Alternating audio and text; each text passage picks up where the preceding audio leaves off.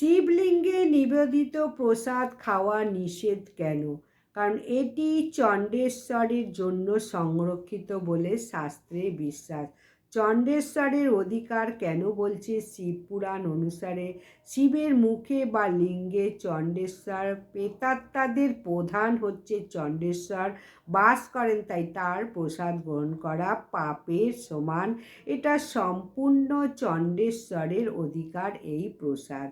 শিব নীলকণ্ঠে বিষ, সমুদ্র মন্থনে বিষ শিবের কণ্ঠে সঞ্চিত, তাই লিঙ্গপর্শী প্রসাদ বিষের অংশ থাকতে পারে, তাই কখনো ভুলেও কিন্তু শিবকে অর্পণ করা ফল ভুলেও খাবে না।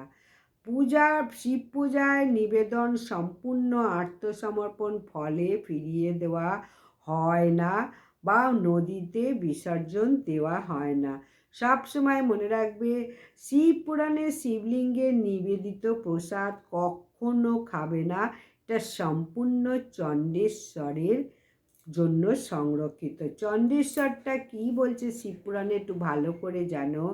শিবপুরাণে বলা হয়েছে শিবের মুখ বা লিঙ্গ থেকে চণ্ডেশ্বর ভূত প্রেতের প্রধান প্রসারিত হয়েছেন, তাই লিঙ্গে নিবেদিত নৈবেদ্য তার অংশ হিসাবে গণ্য চণ্ডেশ্বরের। এটি গ্রহণ করলে ভূত আত্মার ভাগ খাওয়ার সমান পাপ হয়, তাই কখনো চণ্ডেশ্বরের ভোগ খাবে না, এটা সম্পূর্ণ প্রাপ্য চণ্ডেশ্বরের।